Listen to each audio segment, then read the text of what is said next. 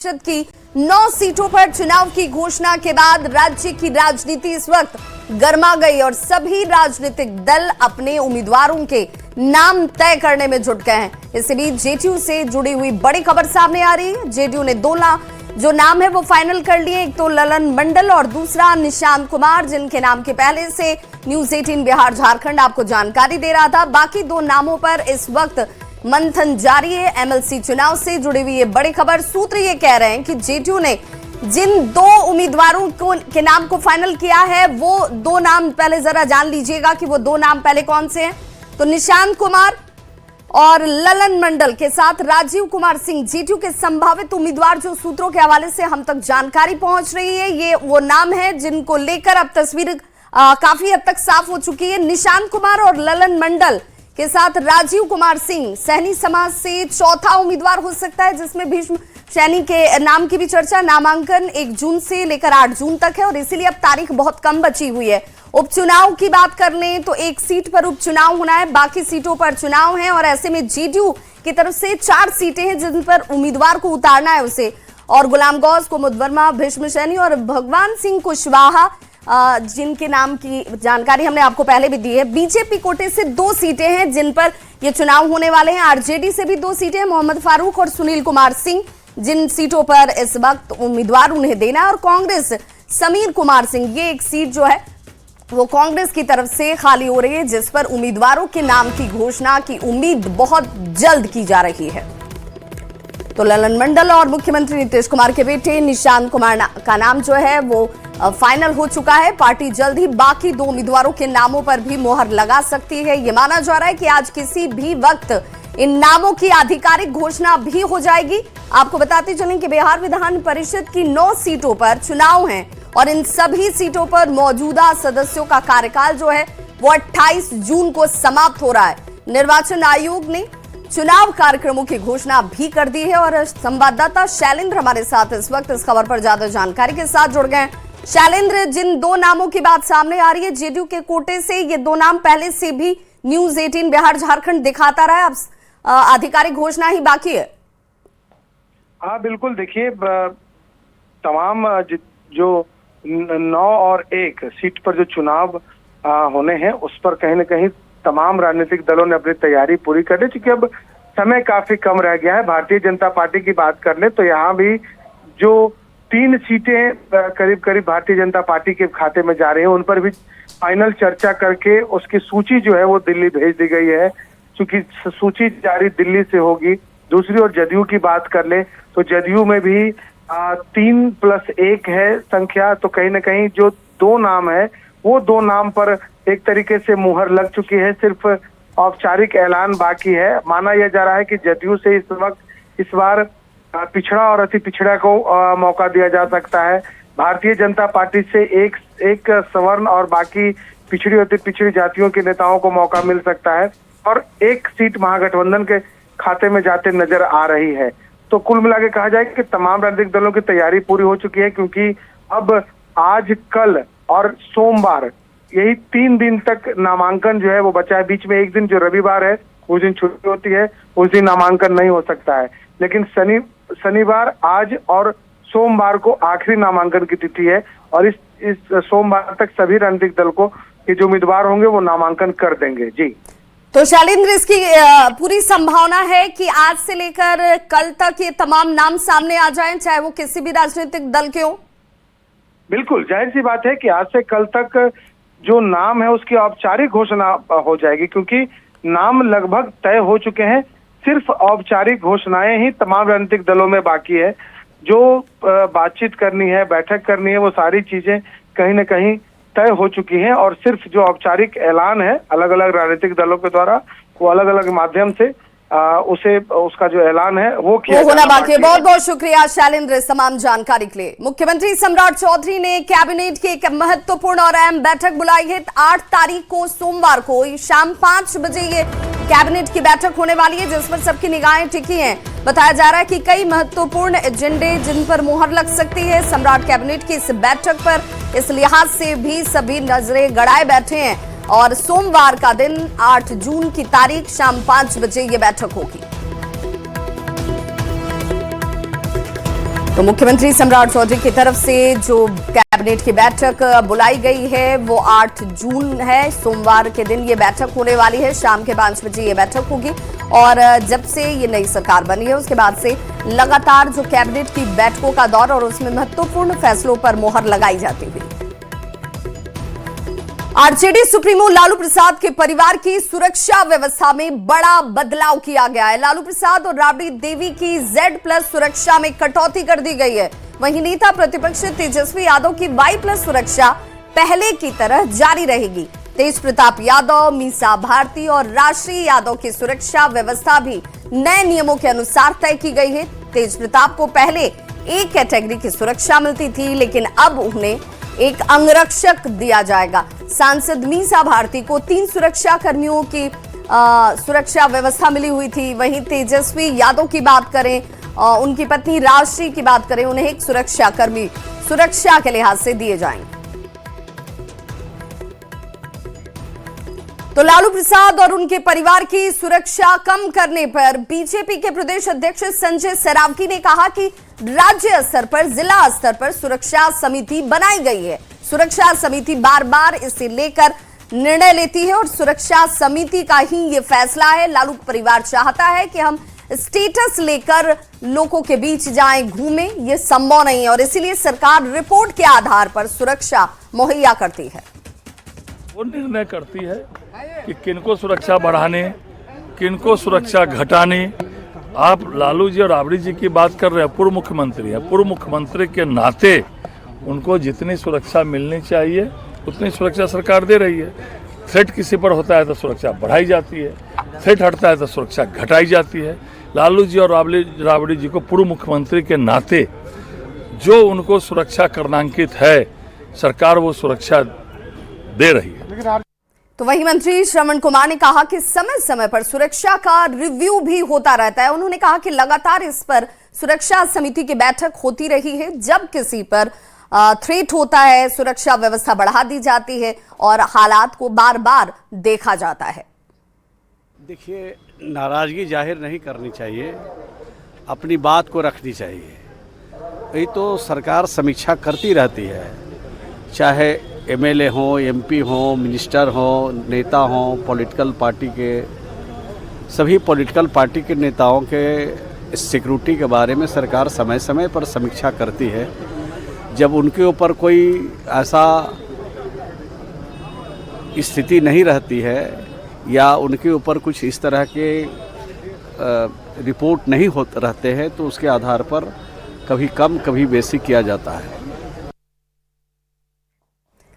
तो वहीं मंत्री अशोक चौधरी ने लालू परिवार की सुरक्षा कम किए जाने पर बड़ा बयान दिया। उन्होंने कहा कि लालू परिवार की जो सुरक्षा कम की गई है, ये सुरक्षा समिति का फैसला है, ये उसका काम है। तो देखिए, लालू परिवार की सुरक्षा में कटौती पर जेडीयू के सांसद रामप्रीत मंडल ने कहा कि सुरक्षा में जो समीक्षा के बाद कमी की गई है उसे लालू परिवार को मानना चाहिए। जनता उनके साथ है तो फिर किस बात का उन्हें डर है। अगर सुरक्षा में कटौती होगी तो सरकार का खर्च कम होगा। कदम उठाया गया है बिहार सरकार के द्वारा, वो सराहनीय कदम है। जैसा कि आप जानते हैं कि हमारे बिहार में 1 लाख जनसंख्या पे एक थाने में 22 पुलिस रहती है, लेकिन इनके परिवार में मेरे ख्याल से कि कम से कम 50 सुरक्षाकर्मी लगे हुए हैं। तो मैं तो आग्रह करूंगा कि इन लोगों को कि जो सुरक्षाकर्मी को कमी की गई है वो सही है। सरकार निर्णय करती है ना, सरकार का निर्णय है। सुरक्षा के दृष्टिकोण से जो सुरक्षा समिति है जो वो निर्णय करती है, तो मैं समझता हूं कि जो पूर्व मुख्यमंत्री की जो सुरक्षा का गाइडलाइंस है उसको फॉलो किया गया होगा और अगर जो हमारे लीडर ऑफ द ऑपोजिशन को होगा, जो मापदंड होगा वो दिया गया होगा। रिशु श्री घोटाला मामले में बड़ी कार्रवाई की गई है। सहयोगी संतोष कुमार को गिरफ्तार कर लिया गया है। SVU ने संतोष कुमार को गिरफ्तार किया है। पटना से रिशु का सहयोगी इस वक्त गिरफ्त में है। मातोश्वरी कंपनी का निदेशक बताया जाता है संतोष कुमार, जिसे गिरफ्तार किया गया है। तस्वीरें इस वक्त आपके टीवी स्क्रीन पर। रिशु श्री की पत्नी रितांभरा कुमारी भी मातेश्वरी कंपनी में डायरेक्टर हैं और सुपौल से ये मातेश्वरी कंपनी का संचालन होता है। अब इस वक्त संतोष कुमार को, जो कि ऋषुश्री का सहयोगी है, उसे गिरफ्तार किया गया है।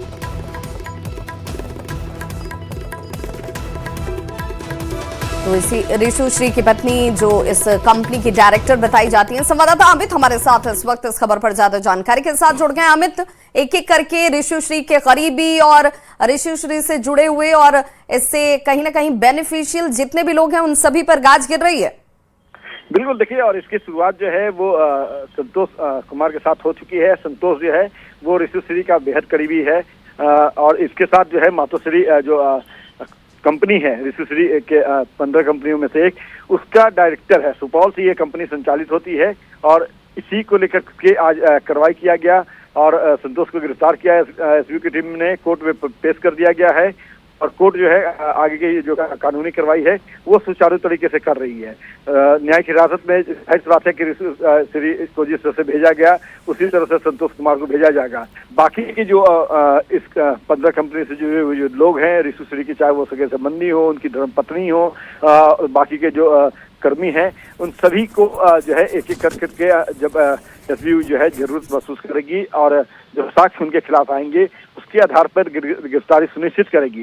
एसबी के जो आधिकारिक सोर्स हैं उनसे जब हमने पूछा कि क्या ऋषुश्री की पत्नी भी की भी गिरफ्तारी होगी, तो इस पर उन्होंने खुल कर वैसे कुछ नहीं कहा, लेकिन हाँ इतना कहा कि देखिए, जब ऋषुश्री ने गड़बड़ी की और उसकी कंपनी में ज्वाइंट डायरेक्टर हैं तो जाहिर सी बात है कि वही आरोप, वही मामला इनके विरुद्ध भी बनता है, ऋषुश्री की पत्नी के खिलाफ भी बनता है और उन धाराओं के तहत बिजनेस की जो धारा है, भारतीय न्याय संहिता की जो धाराएं हैं, उसके तहत उनकी पत्नी की भी गिरफ्तारी सुनिश्चित होगी।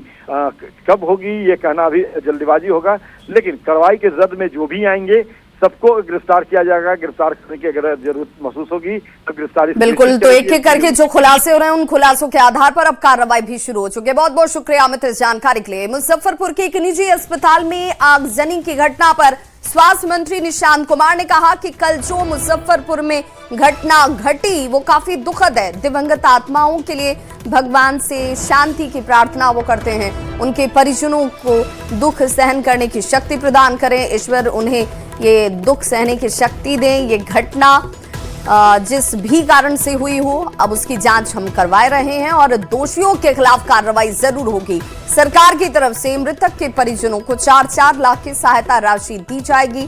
स्वास्थ्य विभाग इसे लेकर काम में लगा हुआ है। घटना काफी दुखद है। दिवंगत आत्माओं के लिए भगवान से शांति की प्रार्थना करता हूं। उनके परिजनों के लिए दुख का समय है, ईश्वर उन्हें दुख सहने की शक्ति दें। ये चाहे जिस रीजन से भी हो हम इसकी जांच कराएंगे, जो दोषी होंगे उन पर कार्रवाई की जाएगी। कल जब ये घटना हुई उस समय आप शायद दिल्ली का प्लान था, दिल्ली आप चले गए थे। जी, सुनने के बाद आपका क्या रिएक्शन था? जी, मैंने लगातार डीएम से भी बात की और भी स्वास्थ्य पदाधिकारियों से बात की। हमने कहा कि आप लगे रहें, जो उचित हो सकता है हम करेंगे। जो घायल मरीज हैं उनके इलाज की समुचित व्यवस्था की जा रही है और सरकार की तरफ से जो मृतक के परिजनों को 4-4 लाख का दिया जा रहा है, सहायता राशि दी जा रही है। तो स्वास्थ्य विभाग निरंतर लगा हुआ है। कल भी मैंने कहा, सिविल सर्जन को भी कहा मुजफ्फरपुर के, कि आप भी देखिए। तो करीबन 6 लोगों की मृत्यु हो गई है, ये थोड़ा दुखद है और 14 लोग वहाँ पे मुजफ्फरपुर में स्थानीय इलाज करा रहे हैं और 3 लोग यहाँ मेदांता में भर्ती हैं। तो कल मैं देखने भी गया था, उनसे मैंने पूछा, उनके परिजनों से बातचीत की और हमने कहा कि स्वास्थ्य विभाग आपके साथ है, जो आवश्यक हम कर सकते हैं करेंगे। खबर सासाराम से, जहां चिनारी में अतिक्रमण को लेकर विशेष अभियान चलाया गया। बुलडोजर की मदद से अवैध कब्जे को खाली कराया गया और पिछले कई दिनों से अतिक्रमण करने वाले लोगों को हिदायत दी जा रही थी कि वे लोग अपने अपने दुकान प्रतिष्ठान के आगे से अतिक्रमण को हटा लें। सड़क के किनारे नाले पर दुकानों का निर्माण किया गया था। इसके बाद से ये कार्रवाई शुरू हो गई। सासाराम में भी बुलडोजर चलने लगा है और रोहतास जिला के चिनारी है और चिनारी में जो अतिक्रमण के खिलाफ अभियान चलाया गया है। बता दें कि पिछले 3-4 दिनों से जो स्थानीय प्रशासन है, जिला प्रशासन है और यहाँ का जो स्थानीय पुलिस है, वो लोगों को सूचना कर रही थी कि वे लोग जो हैं अतिक्रमण न करें, और जो जिन दुकानदारों ने आगे अपना दुकान बढ़ा लिया है वो लोग अपने दुकान को समेट ले। इसके बावजूद जब लोगों ने नहीं माना तो उसके बाद ये अभियान चलाया गया है, बुलडोजर निकला है और पीला पंजा का प्रकोप देखने को मिल रहा है। और ये जो चिनारी बाजार है, चिनारी बाजार में खासकर भीड़ भाड़ वाला इलाका है, खासकर जो सब्जी मंडी है, थाना चौक है, और इस इलाके में अतिक्रमण के खिलाफ जोरदार अभियान चला है और जो कई फुटपाथी दुकानदार हैं उसको यहाँ से हटा दिया गया है, खासकर नाला पर। और इस बीच बड़ी खबर आ रही है खान कोचिंग पर हमला मामले से जुड़ी हुई, जिसमें फैजल खान उर्फ खान सर पर अब मामला दर्ज। खान सर के खिलाफ एफआईआर दर्ज किया गया है। कदमकुआं थाने में अब ये मामला दर्ज किया गया है। फैजल खान यानी खान सर के ऊपर फायरिंग और आर्म्स एक्ट में ये मामला दर्ज किया गया है। और अब इस बड़ी कार्रवाई की तरफ पुलिस बढ़ती हुई, जिसमें खान सर के खिलाफ एफआईआर दर्ज कर ली गई है। तो आपको बताते चलें, जो वीडियो आप इस वक्त अपनी टीवी स्क्रीन पर देख रहे हैं, इसी वीडियो के आधार पर पटना पुलिस तफ्तीश करने के लिए पहुंची और उसके बाद आसपास के लोगों से पूछताछ की गई। जो 2 लोग आपको आर्म्स के साथ यहां नजर आ रहे हैं, इन दोनों को गिरफ्तार कर लिया गया है। ये फैजल खान के यानी कि खान सर के बॉडीगार्ड बताए जाते हैं। इन दोनों ने इस बात को स्वीकार भी किया कि फायरिंग इनकी तरफ से 2 से 3 राउंड की गई थी और इसी के बाद इनकी गिरफ्तारी की गई। इनको कोर्ट में पेश किया जाना है, इस पर भी निगाहें बनी हुई। और इस बीच एफआईआर दर्ज कर लिया गया है फैजल खान के ऊपर भी। संवाददाता रवि एस नारायण हमारे साथ इस वक्त जुड़ गए हैं ज्यादा जानकारी के साथ। रवि, एफआईआर दर्ज हो गया है, गिरफ्तारी की भी कार्रवाई हो सकती है क्या? जी बिल्कुल, देखिए इस मामले में जिस तरीके से पूरा मामला जो है वो बदलता हुआ दिखाई पड़ रहा है। पहले 2 दिन पहले तक जहां पे खान सर के कोचिंग पर हमला के मामले में जो सीसीटीवी फुटेज आया था, पुलिस कार्रवाई कर रही थी। 2 और जो गार्ड है दूसरे जो कोचिंग के, उसको गिरफ्तार किया था। लेकिन जब से ये फायरिंग का जो वीडियो सामने आया है, सीसीटीवी फुटेज, और खान सर के जो गार्ड के द्वारा गिरफ्तारी हुई है, उसके बाद पूरा मामला जो है बदलता हुआ दिखाई पड़ रहा है। अब जो है आर्म्स एक्ट के तहत जो है यह एफआईआर अब जो खान सर हैं उनके ऊपर दर्ज कर लिया गया है। और जिस तरीके से फायरिंग की गई है और इसे लेकर के कदमकुआं थाने में ये एफआईआर दर्ज किया गया है और पुलिस जो है वो अब तहकीकात करने में जुट गई है। रवि, कल चूंकि घंटों पूछताछ हुई थी दोनों बॉडीगार्ड से भी और फैजल खान से भी, तो क्या ये आर्म्स जो तस्वीरों में नजर आ रहे हैं ये लाइसेंसी हथियार हैं? क्या है, कोई जानकारी सामने आ पाई? देखिए अभी तक जो पुलिस जो है वो पूरे मामले की तहकीकात कर रही है। और सबसे बड़ी बात है कि देखिए पहली बार जो है वो एफआईआर जो है वो फैजल खान जो है वो खान सर उनके नामजद जो है वो आरोपी बनाए गए हैं। तो इससे जो मुश्किलें हैं वो बढ़ गई है इनकी। मुश्किल इस रूप में भी बढ़ गई है। इस मामले में अगर एफआईआर दर्ज हुआ है तो इसमें आरोप क्या क्या लगाए गए हैं? क्या फैक्ट्स को छुपाने का आरोप है? ये आर्म्स जिसका इस्तेमाल किया गया उसे लेकर कोई धारा लगाई गई? आखिर इस एफआईआर में आरोप क्या लगाया गया? एफआईआर में जो 2 बड़े आरोप लगाए गए हैं, एक आरोप जो है वो आर्म्स एक्ट को लेकर के है कि जो आर्म्स जिस ढंग से लहराया गया सार्वजनिक जगहों पे जहां पे पढ़ाई की जाती है वह खुलेआम कैसे जो है वो आर्म्स को लहरा सकता है, एक ये लगाया गया है। और जिस ढंग से यहाँ पे फायरिंग की गई है, वो हत्या की जो कोशिश की गई है वो भी एक धारा लगाई गई है, हत्या की कोशिश के धारा। तो ये दोनों जो है वो बहुत महत्वपूर्ण है। बिल्कुल रवि, एक सवाल जो सभी इस वक्त जानना चाहते हैं, चूंकि जब जिस दिन की ये घटना थी उसके बाद से लगातार मीडिया में फैजल खान यानी खान सर का बयान आता है, वो पटना पुलिस की सराहना करते हैं कि इतनी तेज गति से एक्शन लिया गया, लेकिन ये फैक्ट छुपा लिया गया कि फायरिंग जो है उनके ही बॉडीगार्ड की तरफ से की गई। अब ये एफआईआर दर्ज जब हो चुका है तो गिरफ्तारी की संभावना बढ़ गई है। ये गिरफ्तारी भी कब तक हो सकती है? निश्चित रूप से देखिए जब एफआईआर हुआ है तो अब इस पूरे मामले में सबसे बड़ी जो कार्रवाई हो सकती है वो फैजल खान की गिरफ्तारी भी हो सकती है। इस वक्त खान सर कहाँ है? अभी जो है वो माना जा रहा था कि कोचिंग में ही थे, लेकिन अभी फिलहाल कुछ घंटों से ये जानकारियां नहीं मिल पाई है कि वो कोचिंग से जो है वो कहाँ गए हैं। और पुलिस जो है वो लगातार अब जो है वो छानबीन करेगी, वो तहकीकात करेगी और माना जा रहा है कि किसी भी वक्त जो है वो गिरफ्तारी भी हो सकती है फैजल खान की। बिल्कुल, कल रोशन कुमार जिनकी गिरफ्तारी हुई थी, उनके इंस्टीट्यूट के जो बच्चे हैं वो सड़कों पर निकले, प्रदर्शन करते नजर आए। उन्होंने कहा कि उन्हें जल्द से जल्द रिहा किया जाए क्योंकि यहाँ पर उन्हें साजिशन फंसाने की कोशिश की गई। उस लिहाज से क्या पुलिस कुछ कह रही है? देखिए, पुलिस का कहना है कि जो मामले जैसे सामने आए, देखिए जिस ढंग से कार्रवाई हुई है उसमें कई सवाल खड़े भी हुए हैं। पहली बार जब सीसीटीवी फुटेज आया, पुलिस ने खुद प्रेस विज्ञप्ति जारी करते हुए कहा था कि कहीं से कोई फायरिंग नहीं हुई है, सिर्फ पत्थरबाजी हुई है। लेकिन सीसीटीवी फुटेज जब सामने आया तो ये पता चला कि फायरिंग हुई है और खान सर के गार्ड के द्वारा हुई है। उसके बाद गिरफ्तारी भी की जाती है। अब जाकर के यहाँ पे जिस ढंग से रोशन आनंद को जो गिरफ्तार किया गया है उस मामले में जहाँ पे पत्थरबाजी हुई थी, वो कल शाम को बड़े संख्या में जो छात्र हैं उनके समर्थन में सड़क पर भी निकले थे।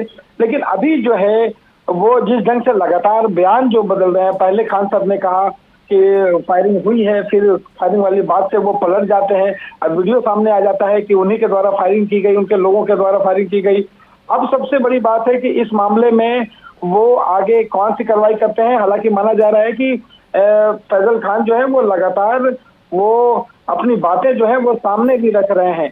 लेकिन पुलिस जो है अब आगे की कार्रवाई देखनी होगी कि आगे इस मामले में पुलिस जो है उन्हें गिरफ्तार कब करती है या फिर पूछताछ करने के लिए कब लाती है। जी बिल्कुल, चूंकि रवि आप जैसा बता भी रहे हैं कि यहाँ पर फैक्ट्स छुपाए गए, दोनों तरफ से गलतियां हुई।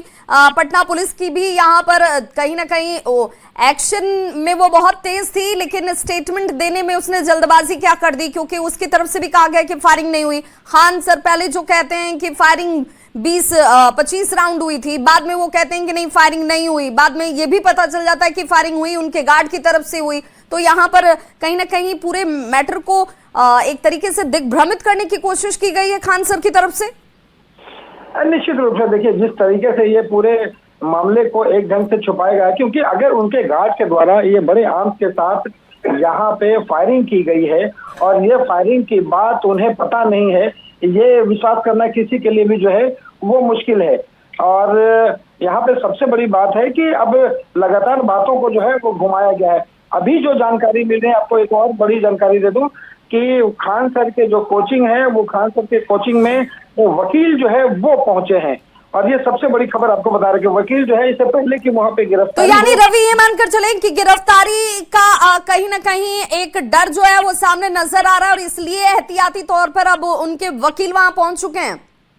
जी निश्चित रूप से, और ये जो है वो साफ पता चल रहा है कि यहाँ पे कहीं ना कहीं से गिरफ्तारी का जो आशंका है, जो डर है, वो खौफ है, वो हो गया। हमें पता है कि कभी भी गिरफ्तारी हो सकती है और इसी को लेकर के जो वकील हैं फैजल खान के, वो कोचिंग पहुंचे और इस पूरे मामले में उनसे जो है वो बातचीत करेंगे और आगे कैसे बचा जाए और कैसे आगे जो है वो एक्शन लिया जाए अपने तरफ से उसकी कोशिश। रवि, क्या पुलिस ये बता पा रही है कि आखिर ये फायरिंग पहले हुई या पहले पत्थरबाजी हुई थी उसके बाद ये फायरिंग की गई? क्योंकि दोनों फिर मैटर बदल जाते हैं। अगर फायरिंग पहले हुई तो पूरा प्रकरण ही बदल जाएगा, अगर पहले पत्थरबाजी और उसके बाद फायरिंग हुई तो एक अलग तथ्य बनता है। सबसे बड़ी बात देखिए यही है कि इस पूरे मामले में अब तक जो इंतजार किया जा रहा था कि प्रेस विज्ञप्ति बार बार टुकड़ों में पुलिस के द्वारा जारी की जा रही है और मामले को सामने लाया जा रहा है, लेकिन कहीं से भी ये एक बार प्रेस कॉन्फ्रेंस नहीं की जा रही है। तमाम जो सवाल आप कह रहे हैं यही सवाल है कि आखिर वो पत्थरबाजी की गई, उसके बाद जो है वो फायरिंग की गई या फायरिंग की गई, ये तमाम सवाल अभी तक अटके हुए हैं जहां पे पुलिस को सामने आकर के ये जवाब देना चाहिए। लेकिन इतना तो साफ है, लेकिन गार्ड्स ने किसके आदेश पर फायरिंग की? गार्ड्स को क्या खान सर ने कहा कि हाँ भाई अगर ऐसी स्थिति है तो आप फायरिंग कर दीजिए? किसी की जान तक जा सकती थी, आखिर फायरिंग करने के लिए आदेश किसने दिया? देखिए कल जब ये पूछताछ हुई थी, जो बातें सामने निकल कर के आई थी कि जो 2 गार्ड जिनसे ये लगातार पूछताछ पुलिस ने की थी, जो सूत्रों की जानकारी के मुताबिक जो जानकारी मिली है उसमें उन गार्डों ने ये माना और ये माना कि ये जो है वो उनका जो कोचिंग के जो प्रशासक हैं उनके कहने पर जो है वो उन्होंने फायरिंग की थी। निश्चित रूप से खान सर के कोचिंग के जो तमाम लोग हैं, मैनेजमेंट है या ये खुद हैं, उन्होंने उन्हें आदेश दिया था जिसके बाद ही ये फायरिंग की गई।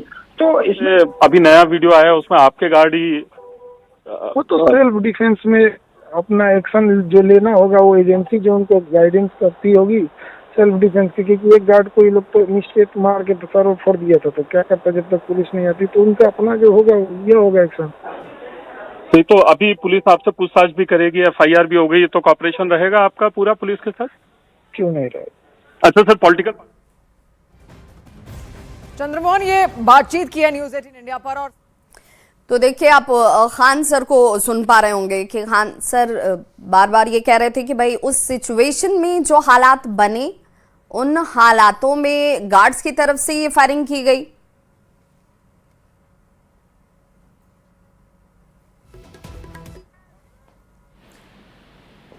तो देखिए, अब इंतजार किया जा रहा है कि खान सर ये कह रहे हैं कि भाई उनके जानकारी में नहीं था, जो हालात बने, एक गार्ड को इतनी बुरी तरीके से पीटा गया था, वो जख्मी हो चुका था, और उस दौरान जो 2 गार्ड और वहां पर मौजूद थे, उनकी तरफ से स्वतः ही यहां पर फायरिंग करके सिचुएशन को कंट्रोल करने की कोशिश की जा रही थी। हालांकि इस वक्त बड़ी खबर अपने दर्शकों को दे दें, क्योंकि इस वक्त वकील पहुंच चुका है खान सर के उस इंस्टीट्यूट में जहां पर उनकी मौजूदगी बताई जा रही है कि संभवतः वो उसी इंस्टीट्यूट में मौजूद हैं, और वहां पर वकील पहुंचे हुए हैं, ये मानकर चला जा रहा है। रवि, आप तक आवाज पहुंच पा रही है? जी बिल्कुल रवि, चूंकि खान सर ये कह रहे हैं कि उनकी जानकारी में नहीं था, वो जो सिचुएशन उस दौरान बनी, तब गार्ड्स की तरफ से ही फायरिंग करने का फैसला हुआ। देखिए, इसमें 2-3 बातें सामने रखना बड़ा जरूरी है। अभी नया वीडियो आया, उसमें आपके गार्ड ही वो तो सेल्फ डिफेंस में अपना एक्शन जो लेना होगा वो एजेंसी जो उनको गाइडेंस करती होगी सेल्फ डिफेंस की, क्योंकि एक गार्ड को ये लोग तो निश्चित मार के सर फोड़ दिया था, तो क्या करता जब तक पुलिस नहीं आती, तो उनका अपना जो होगा ये होगा एक्शन। तो अभी पुलिस आपसे पूछताछ भी करेगी, FIR भी हो गई, तो कॉपरेशन रहेगा आपका पूरा पुलिस के साथ? क्यों नहीं रहे? अच्छा सर, पॉलिटिकल पार्टी न्यूज़ 18 से आपके खिलाफ FIR हुई है, उस पर आपका रिएक्शन लेना चाह रहे हैं सर? हमको पता नहीं है सर। FIR हो गई है थाने में, और कल गार्ड को भी आपको पता ही है कि उनको हिरासत में ले लिया था सर, उसी पे आपका रिएक्शन लेना चाह रहे हैं सर, क्या कहना कोई आइडिया नहीं है अभी। सही, तो आप इस पूरे एपिसोड पे बोलना क्या चाहते हैं सर, क्योंकि जिस तरह से अभी नया वीडियो आया है उसमें आपके गार्ड ही वो तो सेल्फ डिफेंस में अपना एक्शन जो लेना होगा वो एजेंसी जो उनको गाइडेंस करती होगी सेल्फ डिफेंस की, क्योंकि एक गार्ड को ये लोग तो निश्चित मार के सर फोड़ दिया था, तो क्या करता जब तक पुलिस नहीं आती, तो उनका अपना जो होगा ये होगा एक्शन। तो अभी पुलिस आपसे पूछताछ भी करेगी, FIR भी हो गई, तो कॉपरेशन रहेगा आपका पूरा पुलिस के साथ? क्यों नहीं रहे? अच्छा सर, तो खान सर को आप सुन रहे थे, जिन्होंने कहा कि सेल्फ डिफेंस में जो गार्ड थे उनकी तरफ से ये फायरिंग की गई। खान सर को यानी फैजल खान को इसकी जानकारी नहीं थी कि फायरिंग की गई है। हालांकि आपको याद होगा कि सबसे पहले फैजल खान की तरफ से ही ये बयान दिया गया था कि यहाँ उन्हें ऐसा लगा कि 20 से 25 राउंड फायरिंग हो गई है, क्योंकि उस तरीके की आवाजें उन्हें सुनाई दे रही थी। लेकिन अब वो ये कह रहे हैं कि उन्हें इसकी जानकारी नहीं है। एजेंसी की तरफ से जब हायर किया जाता है इन गार्ड्स को, अब एजेंसी ये ऑर्डर देते हैं कि परिस्थिति क्या और आप फायरिंग कर दीजिए। ये थोड़ा समझ से परे नजर आता है जो खान सर इस वक्त स्टेटमेंट दे रहे हैं। हालांकि बहुत कॉन्फिडेंट खान सर की आवाज भी नजर नहीं आ रही है, जो अमूमन नजर आती है बयानों के दौरान। रवि हमारे साथ जुड़े हुए हैं। रवि, खान सर भी इस बात को समझ रहे हैं कि अब किस तरह की कानूनी पेचीदगी उनके सामने आने वाली है? जी निश्चित रूप से, और FIR होने के बाद वो सबसे मुश्किल दौर में है। और खास करके देखिए, जो FIR हुई है, FIR में जो धारे लगे हैं आर्म्स को लेकर के और हत्या के कोशिश को लेकर के, उसमें गिरफ्तारी तय मानी जा रही है, और इसीलिए वकील जो है अभी वहां पे पहुंचे हैं। लेकिन जो सबसे बड़ा सवाल ये खड़ा हो रहा है कि जिस तरीके से 2 दिनों में लगातार उन्होंने कम से कम 2 से 3 बार अपने बयान जो है वो बदले हैं, और अपने ही बयान से जो है वो उलट बयान दिया है। आपको याद होगा कि पहली बार उन्होंने कहा कि फायरिंग हुई है, बेझिझक उन्होंने कहा। उसके बाद उन्होंने कहा कि नहीं, आवाज आई थी तो हम लोगों को लगा कि फायरिंग हुई है। लेकिन जैसे ही ये फायरिंग की फुटेज सामने आई, फिर उन्होंने कहा, आज कह रहे हैं कि नहीं सेल्फ डिफेंस में उन्होंने फायरिंग की है। अब वो कह रहे हैं कि नहीं, वो जो है संस्था के द्वारा हायर किया जाता है। तो कहीं ना कहीं उनके बयान में जो है ये साफ समझ में आता है कि वो बचने की कोशिश कर रहे हैं, और निश्चित रूप से जो मुश्किल है वो उस मुश्किलात को वो समझ रहे हैं, और पुलिस जो है वो कभी भी बड़ी कार्रवाई कर सकती है। जी बिल्कुल, जरा जरा हमारे सहयोगी ने खान सर से जब बात की, खान सर क्या कह रहे हैं, जरा एक बार दर्शकों को फिर से सुना देते हैं। पॉलिटिकल पार्टी न्यूज 18 से आपके खिलाफ FIR हुई है, उस पर आपका रिएक्शन लेना चाह रहे हैं सर। हमको पता नहीं है सर, FIR हो गई है थाने में, और कल गार्ड को भी आपको पता ही है कि उनको हिरासत में ले लिया था सर। उसी पे आपका रिएक्शन लेना चाह रहे हैं सर, क्या कहना कोई आइडिया नहीं है अभी। सही, तो आप इस पूरे एपिसोड पे बोलना क्या चाहते हैं सर? क्योंकि जिस तरह से अभी नया वीडियो आया उसमें आपके गार्ड ही वो तो सेल्फ डिफेंस में अपना एक्शन जो लेना होगा, वो एजेंसी जो उनको गाइडेंस करती होगी सेल्फ डिफेंस की, क्योंकि एक गार्ड को ये लोग तो मिस्टेक मार के सर फोड़ दिया था, तो क्या करता जब तक पुलिस नहीं आती, तो उनका अपना जो होगा ये होगा एक्शन। सही, तो अभी पुलिस आपसे पूछताछ भी करेगी, FIR भी हो गई, तो कॉपरेशन रहेगा आपका पूरा पुलिस के साथ? तो खान सर को आप सुन रहे थे, जिन्होंने कहा कि सेल्फ डिफेंस में गार्ड को एजेंसी की तरफ से यह ऑर्डर दिया जाता है कि भाई आप फायरिंग कर लीजिए। ये संभव से दूर नजर आता है, क्योंकि आप किसी की सुरक्षा में तैनात हैं, ये ऑर्डर खान सर दे सकते हैं उन्हें फायरिंग करने की, या वैसी परिस्थिति नजर आए, उनकी जान को खतरा नजर आ रहा हो इन गार्ड्स को वैसी परिस्थिति में। लेकिन यहां पर आखिर ऐसा क्या हुआ कि पत्थरबाजी के बीच फायरिंग कर दी जाती है? जब फायरिंग कर दी गई तो इस जानकारी को उसी वक्त क्यों नहीं खान सर की तरफ से पुलिस के सामने रखा गया कि फायरिंग हुई, लेकिन सेल्फ डिफेंस में हमारे ही गार्ड्स की तरफ से फायरिंग की गई, 2 से 3 राउंड ये फायरिंग की गई है, लेकिन ये जानकारी छुपा ली गई। उल्टा ये कहा गया कि फायरिंग दूसरी तरफ से की गई, और वो भी 15 से 20 राउंड फायरिंग। उन्हें ऐसा महसूस हुआ, ऐसा लगा, और उसके बाद देखिए पटना पुलिस एक्शन में भी आती है, रातों रात कार्रवाई शुरू हो जाती है, और अगले दिन सुबह सुबह रोशन आनंद को पकड़ा भी जाता है, गिरफ्तार भी किया जाता है। रोशन आनंद ये साफ तौर पर कहते नजर आए कि भाई फायरिंग हमारी तरफ से हुई ही नहीं। वीडियो ने जैसे सब कुछ बयां कर दिया। संवाददाता रजनीश हमारे साथ इस वक्त जुड़ गए हैं। रजनीश, खान सर की मुश्किलें बढ़ती हुई और गिरफ्तारी की तलवार लटकती हुई। पूरे बिहार की नजर है खान सर को लेकर, एक्शन हो चुका है, तभी हमने दिखाया।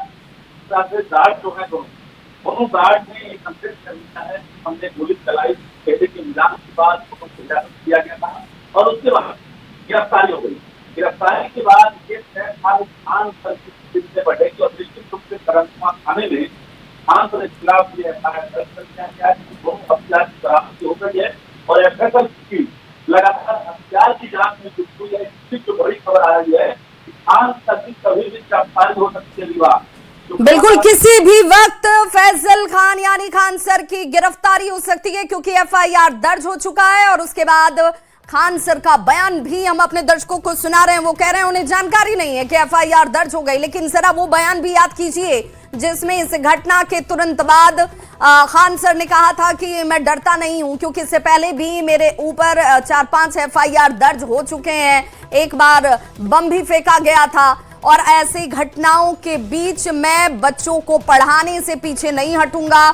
लेकिन अब जैसे ही ये वीडियो सामने आया जिसमें फायरिंग जो है वो की गई, इससे इनकार नहीं किया जा सकता। लेकिन चौंकाने वाला तथ्य ये कि फायरिंग खुद खान सर के बॉडीगार्ड की तरफ से की गई। एक बार फिर सुनिए क्या कुछ कह रहे हैं Khan sir. Political party news 18 से आपके खिलाफ FIR हुई है, उस पर आपका रिएक्शन लेना चाह रहे हैं सर। हमको पता नहीं है सर। FIR हो गई है थाने में, और कल गार्ड को भी आपको पता ही है कि उनको हिरासत में ले लिया था सर। उसी पे आपका रिएक्शन लेना चाह रहे हैं सर, क्या कहना चाहते हैं? कोई आइडिया नहीं है अभी। सही, तो आप इस पूरे एपिसोड पे बोलना क्या चाहते हैं सर? क्योंकि जिस तरह से अभी नया वीडियो आया उसमें आपके गार्ड ही वो तो सेल्फ डिफेंस में अपना एक्शन जो लेना होगा, वो एजेंसी जो उनको गाइडेंस करती होगी सेल्फ डिफेंस की, क्योंकि एक गार्ड को ये लोग तो मिस्टेक मार के सर फोड़ दिया था, तो क्या करता जब तक पुलिस नहीं आती, तो उनका अपना जो होगा ये होगा एक्शन। सही, तो अभी पुलिस आपसे पूछताछ भी करेगी, FIR भी हो गई, तो कॉपरेशन रहेगा आपका पूरा पुलिस के साथ? तो खान सर को आप सुन रहे थे जो कह रहे हैं कि गार्ड की तरफ से फायरिंग की गई, लेकिन सेल्फ डिफेंस में ये फायरिंग की जाती है। संवाददाता रजनीश हमारे साथ इस वक्त इस बड़ी खबर पर जुड़ गए हैं। रजनीश, चूंकि गिरफ्तारी किसी भी वक्त हो सकती है जिसकी पूरी संभावना व्यक्त की जा रही है, तो क्या इस वक्त खान सर की तरफ से तैयारी नहीं शुरू हुई होगी कि क्या कानूनी तौर पर बचने का रास्ता हो सकता है? देखिए, बड़ी खबर हम अपडेट दे दें कि पुलिस मुख्यालय से लेकर पटना एसएसपी तक लगातार हलचल तेज हो गई है और पुलिस मुख्यालय की नजर है। एसएसपी पटना ने जो खान सर से पूछताछ हुई है, जो जांच हुई है, उसकी रिपोर्ट पुलिस मुख्यालय को दी है और पुलिस मुख्यालय भी पूरी नजर बनाए हुए है। कभी भी गिरफ्तारी हो सकती है खान सर की, क्योंकि एफआईआर का इंतजार था। मामला आर्म्स एक्ट तक पहुंच गया है। हालांकि पुलिस ने अभी तक पुष्टि नहीं की है। एसएसपी से लगातार हम संपर्क करने की कोशिश कर रहे हैं। हमने कई बार फोन किया है पटना एसएसपी कार्तिकेय शर्मा को, लेकिन उन्होंने अभी फोन नहीं उठाया है। खबर आ रही है वो बैठक कर रहे हैं और आज पुलिस रणनीति बना सकती है गिरफ्तारी को लेकर, क्योंकि कदमकुआं थाने में मामला दर्ज हो गया है। कल दोनों जो सिक्योरिटी गार्ड हैं उनको हिरासत में लेने के बाद गिरफ्तार कर लिया गया है और अब खान सर की बारी है। जो फैसल खान है, जिनको लेकर लगातार कल भी कैंडल मार्च निकाले गए थे पटना की सड़कों पर और हजारों स्टूडेंट पटना की सड़कों पर नजर आए थे, क्योंकि 2 कोचिंग का विवाद है ये। और ये एक तरह से कहा जाए कि पुराना विवाद जो 5 साल पहले शुरू हुआ था, उसी का एक तरह से कहा जाए कि ये रूप है, क्योंकि 5 साल पहले भी खान सर जो हैं, जो फैसल खान हैं, उन्होंने रोशन आनंद पर एफआईआर कराई थी, जो ज्ञान बिंदु के संचालक हैं। और दोनों जो है रिजल्ट को लेकर हमेशा जो है इनके बीच टस रहा है। अभी भी सिपाही का जो रिजल्ट आया है कांस्टेबल का, उस रिजल्ट में हम ज्यादा इसकी लड़ाई है और इसके कारण दोनों के बीच जो है मारपीट हो, चाहे गोलीबारी हो, पत्थरबाजी हो, ये मामला सामने आया है। लेकिन अब सच जो है सामने आ गया है। रजनीश, लेकिन खान सर का जो बयान इस वक्त हम अपने दर्शकों को सुना पा रहे हैं, उनसे जब हमारे संवाददाता ने बात की तो वो कह रहे हैं कि भाई सेल्फ डिफेंस में गार्ड्स की तरफ से गोली चलाई गई होगी, आदेश उनकी तरफ से नहीं दिया गया, एजेंसी ने आदेश दिया होगा। देखिए, बिल्कुल खान ने जो कहा है उस पर हम सहमत नहीं हो सकते हैं, क्योंकि खान ने ही अपना बयान बदला है। और बता दें, फैसल खान ने पहले कहा था कि 12 से 14 राउंड। रजनीश हमारे साथ बने रहिए। अब जरा ये वीडियो देखिए, ये वीडियो बहुत कुछ बताता है। जिस अंदाज में खान सर पढ़ाते हैं अपने बच्चों को, वो उसी अंदाज में वो आरोपियों की पहचान कराते हुए इस पूरे वॉल पर क्लासरूम में देखिए सीसीटीवी फुटेज दिखाया जा रहा है और आरोपियों की पहचान कराई जा रही है लाल घेरा बना कर कि ये वो आरोपी हैं, ये कौन है, मार्कर से स्क्रीन पर पहचान दिखाते हुए नजर आ रहे हैं। इसकी गिरफ्तारी नहीं हुई, इसकी गिरफ्तारी अभी तक नहीं की, जबकि सबके सामने ये लेके जा रहा है, मुद्दे से भटकाया जा रहा है। आप इसकी गिरफ्तारी करिए, ये आदमी कौन है और कैसे आता है, 20-25 लोगों को उठा के लेके चला जाता है, 20-25 लोगों को एक साथ कैसे करता है। इसका नाम विकास या विवेक करते हैं। विकास इसने बयान दिया है।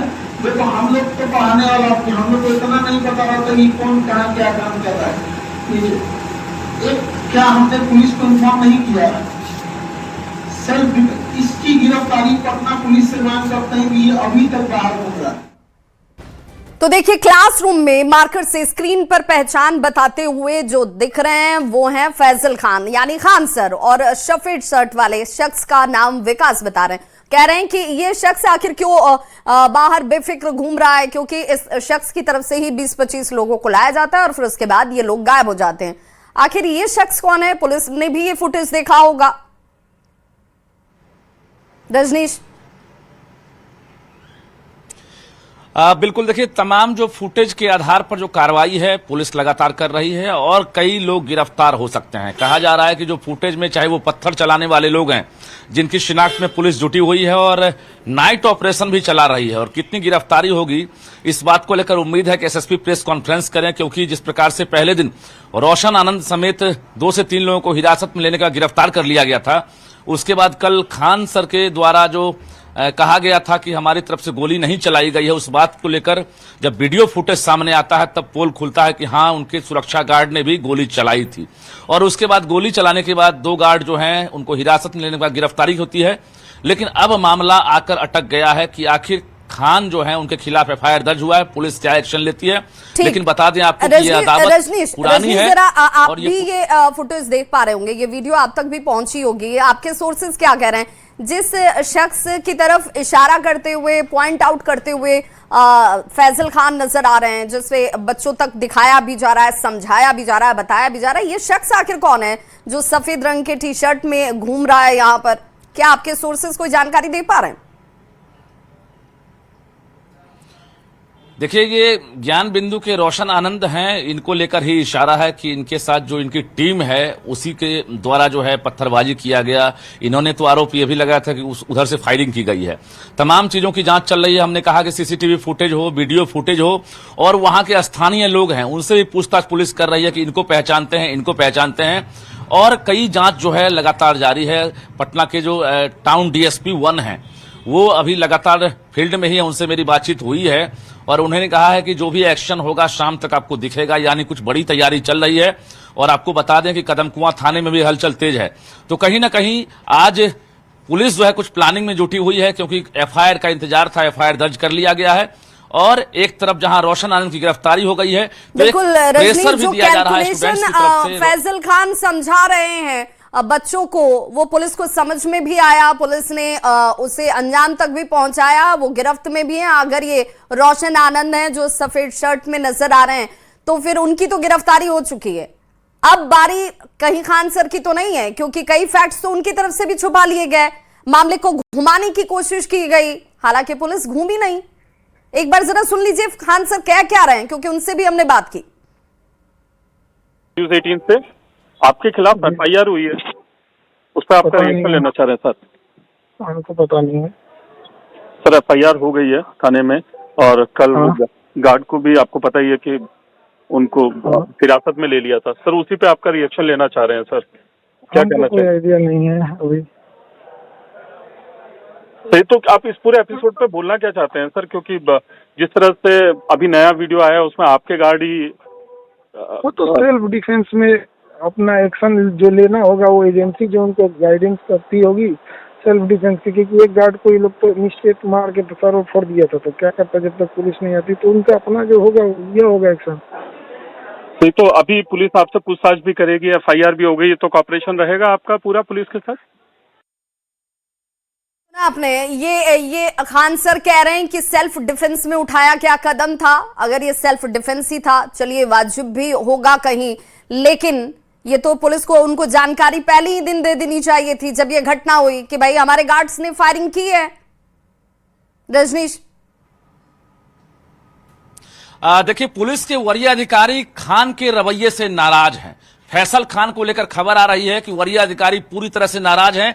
राज्य सरकार भी नाराज है, क्योंकि खान ने अपना बयान बदला था और फैसल खान 3 जगह लगभग फंस चुके हैं। पहला पॉइंट यह है कि उन्होंने पहली बार बोला कि 12 से 14 राउंड गोली चली है, जिसमें एसएसपी पटना कार्तिकेय शर्मा रात के 12:30 बजे घटनास्थल पहुंचे थे, उस वक्त ये जानकारी दी गई थी।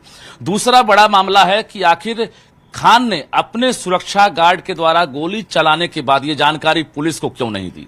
आज ये कह रहे हैं कि हम आत्मरक्षा में हमारे गार्ड जो हैं गोली चलाए होंगे, तो ये जानकारी आखिर इनको क्यों नहीं? अगर जानकारी थी तो इन्होंने आदेश दिया। सवाल कई हैं, पुलिस इन्हीं बिंदु पर जांच कर रही है। और पत्थर चलाने के पहले आत्मरक्षा में गोली चलाई गई या पत्थर चलाने के बाद, इस बात को लेकर अभी गोल मटोल पुलिस भी जवाब दे रही है। क्योंकि अगर पत्थरबाजी से पहले फायरिंग की गई है तो आत्मरक्षा मान सकते हैं कि उससे पहले। रजनीश, जिस पटना पुलिस की कार्यशैली को खान सर सराहना कर रहे थे, वही पटना पुलिस अब फैक्ट्स के आधार पर खान सर तक भी पहुंचने जा रही है। क्लास में सीसीटीवी फुटेज दिखाते खान सर भी नजर आए और आरोपियों की पहचान उनकी तरफ से कराई गई, तो एक्शन भी हुआ, उनकी गिरफ्तारी भी हुई। बहुत बहुत शुक्रिया रजनीश तमाम जानकारी के लिए। इस बड़ी खबर पर नजर बना के रखिए कि क्या कार्रवाई के दायरे में अब खान सर भी आने वाले हैं, उनकी भी गिरफ्तारी होने वाली है। बहुत बहुत शुक्रिया। और बड़ी खबर इस वक्त झारखंड से आ रही है। कांग्रेस से पूर्व सांसद फुरकान अंसारी का दर्द छलक कर सामने आ गया। दर्शकों की मेहनत को उन्होंने नजरअंदाज किया, ये बताया जा रहा है। पूरी जिंदगी कांग्रेस को उन्होंने दे दिया और बदले में उन्हें हासिल क्या हुआ? उपेक्षा। संघर्ष के दिनों से लेकर आज तक पार्टी के लिए हर परिस्थिति में कह रहे हैं कि मैं खड़ा रहा, कभी पद की चिंता नहीं की, केवल संगठन और विचारधारा को आगे बढ़ाने के काम में लगे रहे। पार्टी का सिपाही हूं लेकिन दिल दुखा है। तो फुरकान अंसारी का ये दर्द साफ तौर पर निकलकर सामने आया, लेकिन क्यों उन्हें ऐसा लग रहा है कि उनकी मेहनत को नजरअंदाज किया गया? क्या उनकी कोई इच्छा थी जो पूरी नहीं हुई? पूरी जिंदगी कांग्रेस को उन्होंने दे दिया, लेकिन बदले में उन्हें उपेक्षा का शिकार होना पड़ा है। ये दर्द फुरकान अंसारी का इस वक्त बयानों के तौर पर तो साफ नजर आता है। कोशिश उनसे भी जुड़कर उन्हीं से जानने की होगी। गोड्डा लोकसभा क्षेत्र से ये सांसद रह चुके हैं। संथाल परगना में इनकी राजनीतिक पकड़ मजबूत मानी जाती है और संगठन में भी काम करने का एक लंबा अनुभव रहा है। महत्वपूर्ण जिम्मेदारियां वो निभा चुके हैं, लेकिन अब उनका ये बयान जरूर पार्टी के अंदर परेशानी खड़ी कर सकता है। पूरी जिंदगी पार्टी के लिए उन्होंने समर्पित कर दिया, ये उनका बयान है। बदले में उन्हें उपेक्षा का शिकार होना पड़ा है, और आखिर ऐसा क्यों उन्हें लगता है, ये भी हम जानने का प्रयास करेंगे। दशकों की मेहनत को नजरअंदाज किया गया। पूरी जिंदगी वो कह रहे हैं कि कांग्रेस को उन्होंने दे दिया। संघर्ष के दिनों से लेकर आज तक पार्टी के लिए हर परिस्थिति में वो खड़े रहे। कभी पद की चिंता नहीं की, केवल संगठन और विचारधारा को आगे बढ़ाने का काम वो अनवरत करते रहे। लेकिन आज उपेक्षा उनकी हो रही है। पार्टी का सिपाही हूं और दिल इस वक्त उनका दुखी है। और खुद हमारे साथ इस वक्त फुरकान अंसारी जी जुड़ चुके हैं। सर, बहुत स्वागत आपका। आपके ही बयान को हम इस वक्त दिखा रहे हैं। आपसे ही जानना चाहेंगे कि आखिर क्यों आपको लग रहा है कि पार्टी में आपकी उपेक्षा हो रही है, आपका दिल दुखी है? नहीं, मेरा दिल दुखी नहीं है। जो आला कमान का फैसला है उसको हम लोग सहर्ष उसको मानते हैं, और आला कमान का जो फैसला उसके खिलाफ हम नहीं जा सकते। अब रहा कि हमें नहीं मिला तो मन में दुख होगा तो होगा। फुरकान जी, आप तो इतने तजुर्बेकार हैं, इतना लंबा अनुभव आपका राजनीति में रहा है। पार्टी के लिए आपने शुरुआती वक्त से अभी तक काम किया, तो क्या पार्टी आला कमान को आपके ये कार्य नजर नहीं आए? नहीं, वो अभी ऐसा है कि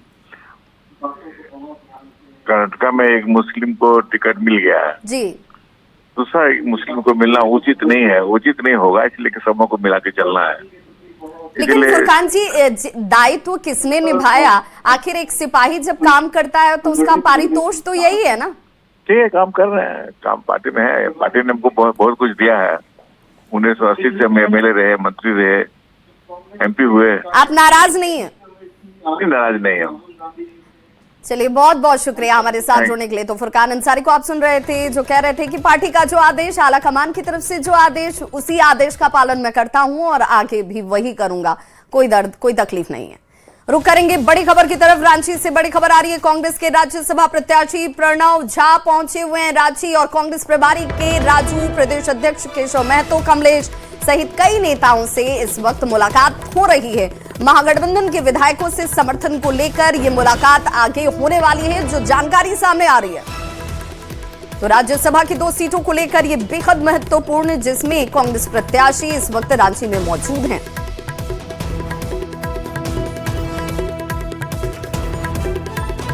और फिलहाल यहां रुक रहे हैं।